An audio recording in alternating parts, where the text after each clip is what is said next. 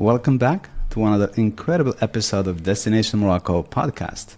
I hear a lot of travel advisors throughout the years, they always say the same thing. I love to sell Morocco, but I'm always worried about X, Y, and Z. So most of the worries that are really based on old information or just outright myths. And today we're going to talk about the most common myths about traveling to Morocco or selling Morocco to your guests or your clients. Safety, scams, difficulty, costs, and culture. So we'll go through them one by one. And to do so, I have Ted. Welcome back, Ted. Hey. Super grateful for you. So tell us what the listeners should expect. Yeah, well, you've collected this list from, conversations with travel agents and people in the industry over years, really, and a lot in the last maybe few months. And so I'm going to read the questions, and then you can answer them. Of course, you're the expert. We did cover a bit of this in our episode recently about just safety in Morocco, especially with the war happening and general instability, right?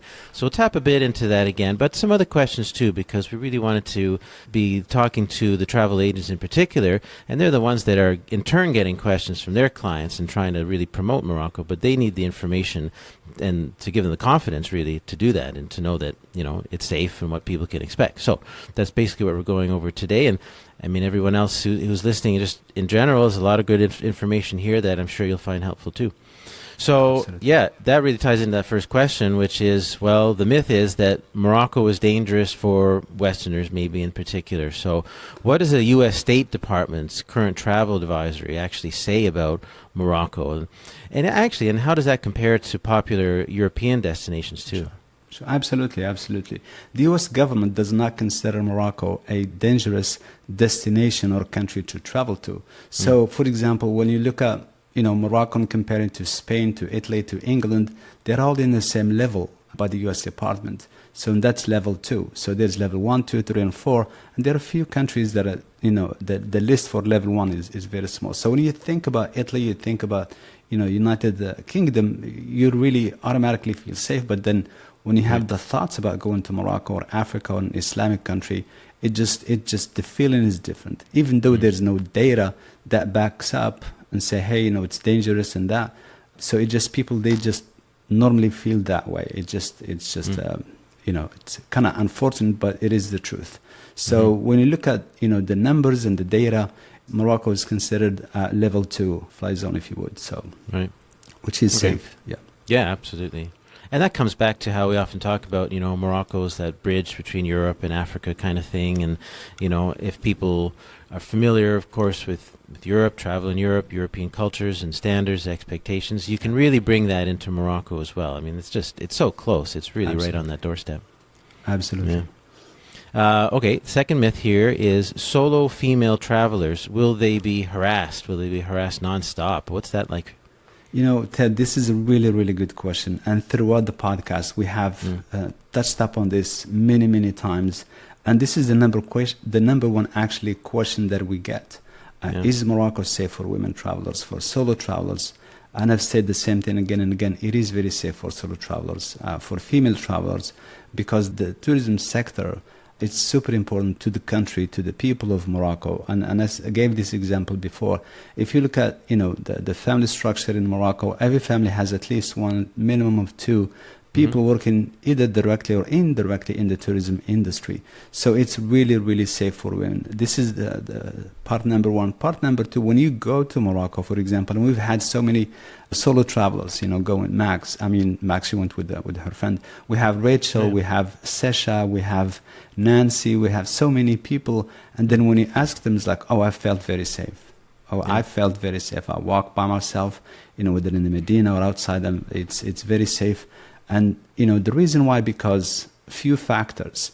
In Morocco, there are checkpoints inside the city. Every quarter of a mile, you'll see a police car, whether it's an SUV, whether a Mercedes Sprinter, and you'll see 4 or 6 police officers. So there's police presence everywhere really you go. And then when you're traveling within Morocco from city to city and you're driving, for example, Marrakesh to Casablanca, the distance is 2.5 hours.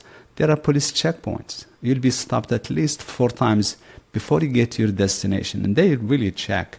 So again, in terms of safety, it's really a myth when it comes to solo travelers, female travelers, because Morocco is absolutely safe for them to travel. Mm-hmm. Is there anything advisors can say, especially to women, to potential clients, that, I mean, about being themselves? I think it's important to emphasize, you can still be yourself, but to minimize unwanted attention and try to thread that balance, I would say one of the best things that the travelers can tell their client, if they have a female traveler that does not really feel safe enough or comfortable enough, they can go in a group. We do those small groups. And a lot of them are actually women traveling, solo female travelers traveling, but they feel they are part of the group, so they have that safety net in a way, but also they feel they are by themselves. They are traveling as a solo person as well. So that's the way that I would go. Try going on a small group tour, maybe 8, 10, 12 people. It's I would say if it's the first time traveling to Morocco, then that's one of the best ways to go. And then the other thing is, a few months ago, Kyle traveled during the holidays by herself, and now she's kind of really hooked on the part that she wants to travel by herself. She really, really enjoyed it, and it was a lot of fun. And again, the time she was there, it was during Christmas, during New Year, and also during the African Cup, and it was very, very crowded. And she felt really, really safe. So you just have to trust yourself. Do your homework. If you're traveling on your own, if you have a travel advisor booking for you, just trust their experience. They know exactly what to do and who to work with, and you'll be in good hands. Yeah. Yeah, that's a good point. It reminds me of, with the small group tours is a great way to do it. Reminds me of our last episode there when you were talking with Christy Burns, and talking about the small group tour this November and just that general idea. And that really resonated with her as a great way, especially if it's your first time there.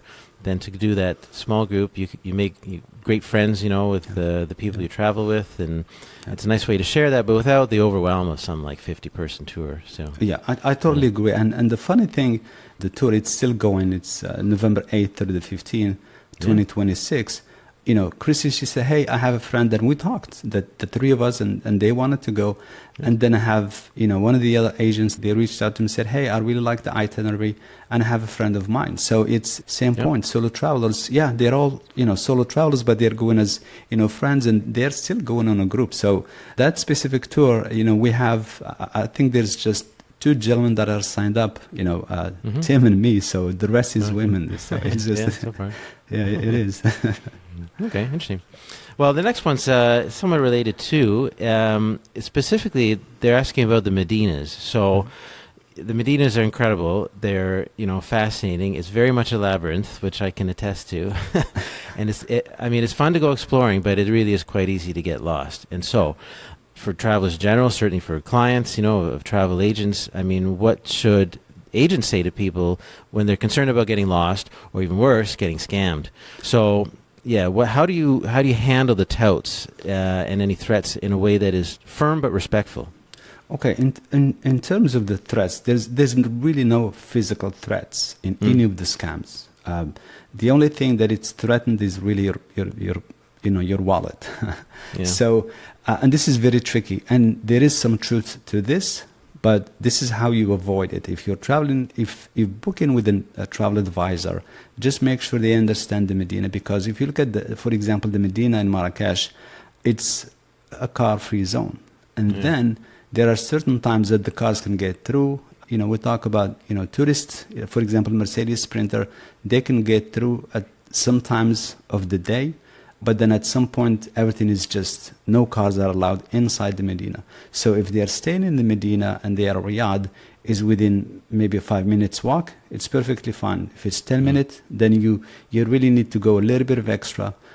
Talk to the Riyadh. If this is the agent, if they're booking through the agent needs to reach out to the Riyadh and say, hey, can I have an escort? Can I have somebody from the Riyadh going and meeting our guests, for example? And that's the right way to do it, because otherwise they're probably going to get scammed along the way. For sure, either by the vendors pulling them to buy something from them, or somebody hassling them and stuff like that. So that's the way that I would do it. If you're going with a travel advisor, if you're going on your own, just sometimes you see the Riyadh, it's beautiful, but you have to look at the distance between it and the square. How much time is it going to take me to walk to Jam Al Fna, for example, to the square? Square is always busy. It's very safe. You're good. But then those little streets, like you said, it's a labyrinth. You will get lost. I've seen people at 1 a.m. I've seen people at 2 in the morning, 3 in the morning in the Medina, just dragging their luggage. They have no clue where they are. The Riyadh does not show up on their, on their Google map. It's the wrong address. It's many things can go wrong. So, and the best way to do it, if you are traveling on your own, just coordinate with the Riyadh to come pick you up, for example. They know the landmarks in the square. They'll say, hey, meet me at Café France, meet me at Argana, cafe. Or meet me at the post office. There's only one post office in the square, or the police station. There's only one. It's the biggest. So make a point where you're going to meet them, then they can escort you. If it's going to cost you, they'll just tip them $5, $10, and you made up their day. So if you're traveling on your own, that's the way that I would go. If you're traveling with us, everything is done for you. There's no worries. But with the travel advisors, that's what I would definitely recommend.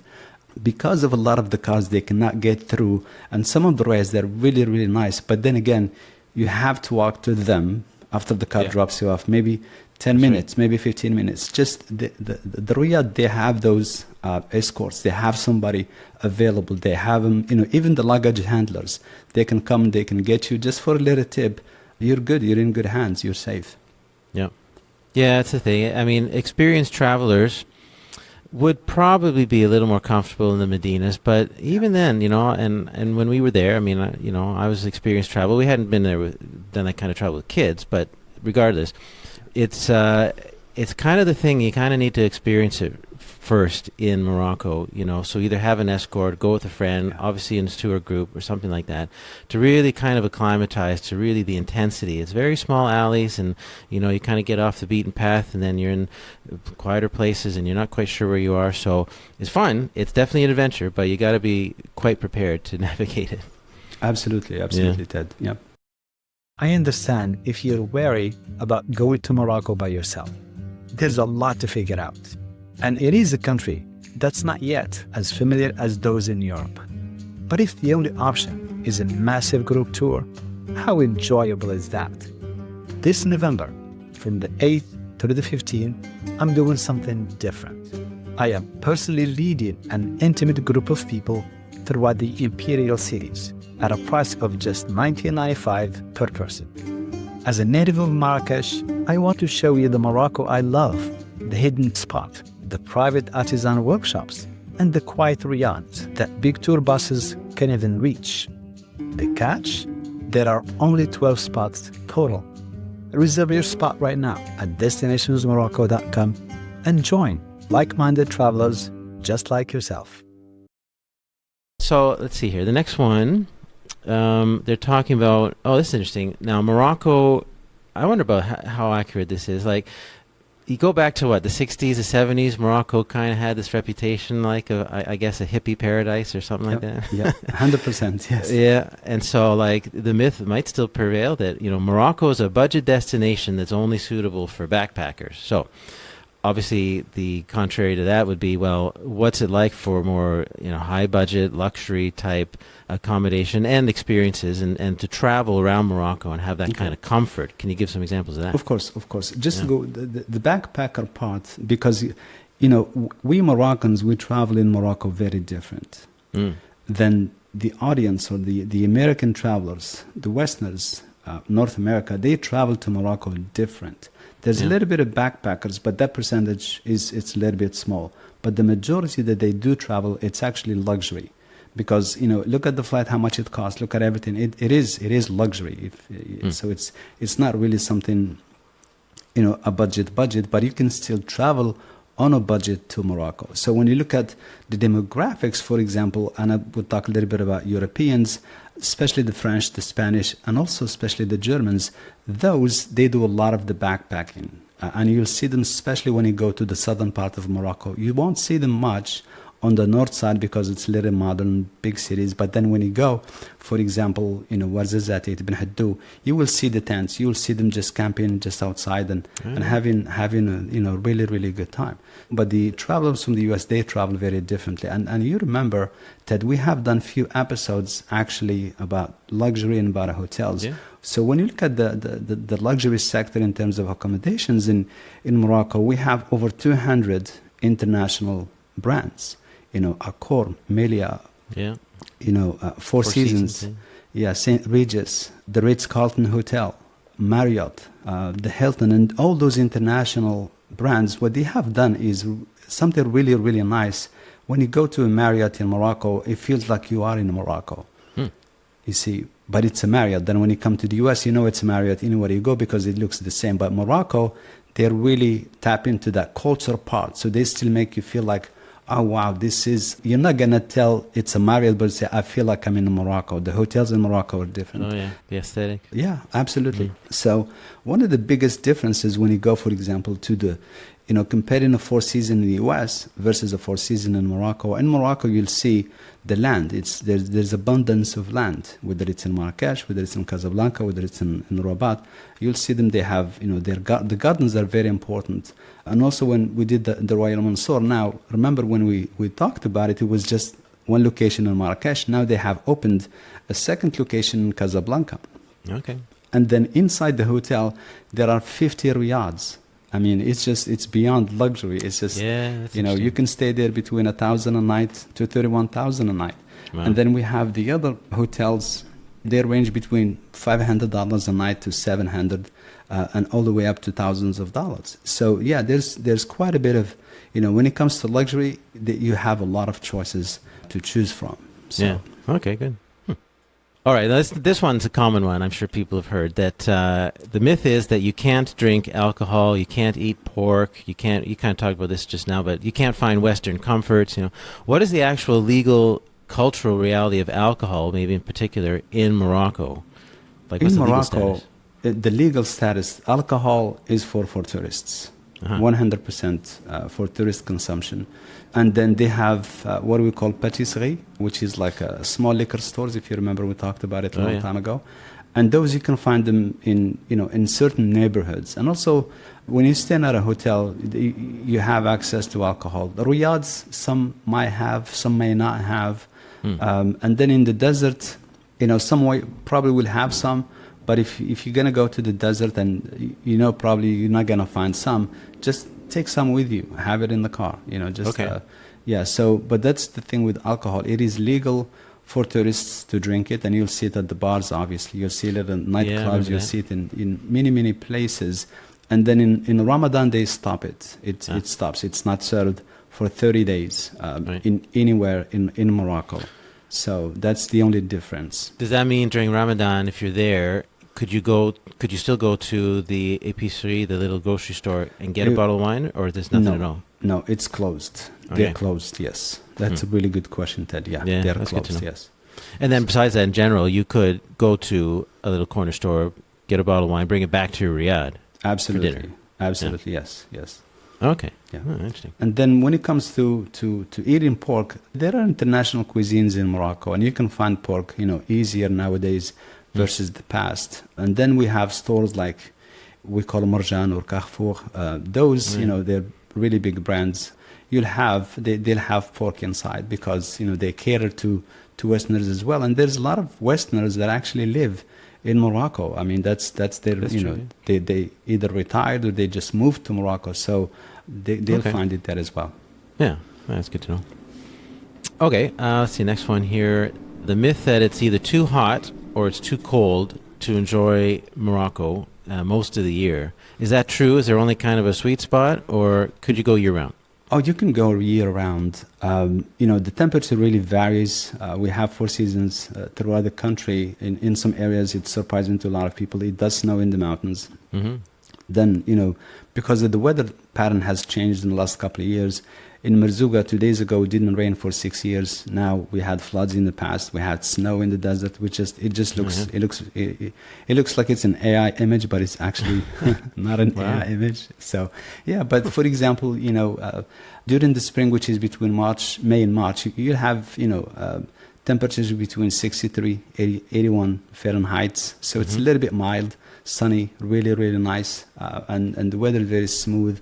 Then the temperature obviously drops, a little bit at nighttime, and then you have the summer between June and August. And this is really, really hot. So you have the temperatures, I would say, between 73, and then it goes probably 110, 120 Fahrenheit in certain places. So this is where you really have to be careful. June, it just starts to get hot. So you can still enjoy it. You can still, do either the mountains, the desert, or the coastal areas, but it's not as hot as July and August. So, then you have the autumn between September and November, which is, again, the temperature a little bit cool, a little bit nice. September, obviously, is still a little bit more hot versus November, but, it's a pleasant temperature, similar to spring, but it's not really, really that hot as the summer. Then you have the winter, which is between December and February. And again, it gets really, really cold, I would say, around mid-50s to mid-60s temperatures. But again, depending where you're at, the city, the coastal area, or the mountains, or the desert, the temperature will absolutely fluctuate. And as we saw last year, it was unseasonably cold and very, very rainy. So we had a lot of those floods. So, and the other thing is, especially you need to watch out, when you go into the southern part of Morocco, this is very different. When you pass Ait bin Haddou, sometimes you have to look at, the locals, they know the weather. The drivers, they know the weather, because that's their, neck of the woods. So if they say, hey, we're just going to stop here and wait for 2 hours, they know exactly what they're talking about. They will say, hey, why? It's like there's a storm coming, it's going to rain, there's going to be flash floods. We're just going to wait it out. Just they know what to do. And sometimes, even in Merzouga, as we saw last year, it can flood. So that, local expert experience is really, really, it makes a difference. Oh, yeah, for sure. For sure, yeah, absolutely. Well, at the end of the day, I mean, you go whenever you can go. If people are off in the summer and that's the chance to go, you should go. You just got to be prepared. Do they do in the summer, like, when it's really hot, kind of midday, do things kind of quiet down, people go on siesta type thing, does that happen? Oh, yes. Oh, yeah. Oh, it's very similar to Europe, Spain, especially Spain when it comes to siesta. Yes, people, they do take naps in midday, especially the summertime, because it's really, really hot and there's nothing really to do outside. Everybody, they just stayed inside the houses and just chill, until, around maybe 5 p.m. or so, then they start going out. Yeah. Yeah. Okay. Interesting. All right, well, let's see what else we got here. Do you need to speak French or Arabic to get by? Can you get by in English? That's a myth. No, I totally disagree. You've been to Morocco, Ted, and people, they speak several languages. So we're very fortunate. French used to be very strong. Now there's a shift, actually, because now people are, English is definitely taking the lead. Especially a couple of years ago, the U.S. government gave Morocco $250 million, for schools, so they can switch from the French language to the English language. And now, during my time, we learn English in high school. So now you learn English, first grade. So the kids 10 years old, they speak English fluently nowadays. Yeah, that's true. So which is just incredible. And then when you work in the tourism sector, if you're a local guide or a vendor in the square, those people, I would say minimum they speak 6 languages. Easy. So it's amazing. Yeah, it is incredible. French, it's still there. It's gonna be still strong, but it's gonna fade out probably within, I would say, a generation or so. Yeah, I suppose. Yeah, when we were there, our driver, Abdul, I think, he was much more comfortable in French than English, so we would speak to him in French, but we could have done it in English. And regardless, you have your guide. Your guide's going to be able to speak a lot, basically fluent English, and that's fine. Most shopkeepers and, of course, restaurants and the riad owners and so on. Yeah, everyone can get by at least comfortably, if not fluently, in English. So Absolutely. Yeah. Okay, I know this is a common one. The food will make clients sick. How accurate is that? It's there's some truth to it, but mainly it's not accurate. And especially if we talk about street food. Yeah. In the past, it was terrible, and I've said this many times. The biggest place for street food is Marrakesh, the square, Jamal Fna Square, which is just incredible. Nowadays, the food is it is delicious. It is amazing because of many safety measures that the city has put into place. There's always checking out, if it's healthy, if it's not. They're always monitoring the food in the square, so I highly recommend it. Then the thing is, when you taste Moroccan food, it's really, really good. It's very tasty. But if you have a weak stomach, just don't go and dive in and just eat more than you could handle. Just take it easy for the couple first days when you get to Morocco. Then afterwards, the food is not going to give you any trouble. It's not going to be any issue, because you look at the meat. The meat is sometimes it's a few hours fresh. Sometimes it's a couple of days, versus what we used to here in America. It's a few weeks, probably a few months, and it's been in the fridge for quite some time. So there is a difference in terms of the meat and the freshness. Then the spices and the strength of the spices as well. So yeah, those are the things that most likely will get you in trouble when you eat the food. So, but yeah. Yeah, and to be fair, I mean, that's a common thing around the world.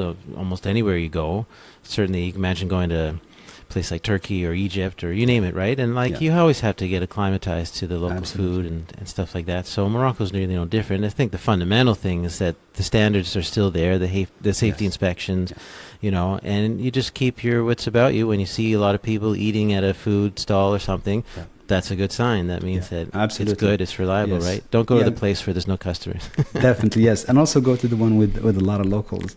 Yeah, that's a good point, yeah. Okay, well, let's see here. We got a couple more. The myth that it's hard to get to Morocco from the United States. I know that's changing. Yeah, you're absolutely right. It used to be true, actually. In the past, we only had one direct flight from Morocco to United States, and it used to be Casablanca to New York with Royal Air Maroc. Now we're super fortunate. We're very, very grateful. Now there's a lot of choices. There are direct flights from the United States all the way to Casablanca and all the way to Marrakesh. And I'll give you the rundown for both of them. Now you have daily flights from New York straight to Casablanca, and those flights about 6 to 7 hours. You have 3 times a week direct flights from Washington, D.C. to Casablanca. Those are about 7 hours or so. And then you have Miami, direct flight from Miami to Casablanca as well. So, and then those are all to Casablanca. Then, they're going to add another airline June 7th, which is next month, and it's going to be from Los Angeles all the way to Casablanca. And this is, just right before the World Cup, and it's going to be incredibly helpful. So, that's a direct flight? It is direct flight, Ted, yes. So it is. You can book it. That line is open. You're planning to go this year, next year, direct flight from Los Angeles to Casablanca. Yeah, it's there. You can book it. Now, and again, this is 3 times a week. Then all those flights are direct to Casablanca. Now, these are the flights that we have direct to Marrakesh. You have the traditional United airline from New York to Marrakesh. And then you have the newest one with Delta Airline from Atlanta, Georgia to Marrakesh. So you really have options. You want to go into Casablanca, depart from Marrakesh, it's up to you. You want to do, arrival, departure Marrakesh, arrival, departure, Casablanca. True, yeah. So you really, really have quite, options. Now, this is just direct flights. Now, you can get to Morocco from the US, through Canada, through Europe, through the Middle East, but those are direct flights, especially for families with kids and stuff like that. So, which is extremely, extremely important. Yeah, that's a good point. If you are in, I guess, Europe, if you either want to stop over, you're there already. There are more flight options, right? You can fly to Fez or Tangier, I guess. Oh, absolutely. Yes. If we look at the airlines, especially European, there's EasyJet. It's pretty big in Morocco. Then Ryanair, it's pretty big in Morocco as well. And those, within the last 2 years, they probably had added a minimum 30 lines from Europe to Morocco, and then within Morocco. So Ryanair, now they have added so many flights within Morocco, Tangier to, Casablanca, Fez to Marrakesh, Fez to Rashidia. So, if you go into the southern part of Morocco, especially with Merzouga tour, instead of driving, you can fly in, the car meets you in Rashidia, they take you, you finish your tour. So there's tons and tons of options within Morocco, inside Morocco. Then Europe, yes, you have a lot of options as well. Beside Iberia, beside Air France, beside Air Italia, beside going through Germany, Lufthansa or British Airways. So those are the major airlines that you can still fly here from the US. But then, if you're in Europe, you can fly direct to Morocco, any city. Yeah, there are availabilities, for sure. It's amazing how it's changed, eh? Oh, really, just the last few years. What a change from 10 years ago. Yeah. Oh, absolutely, yes.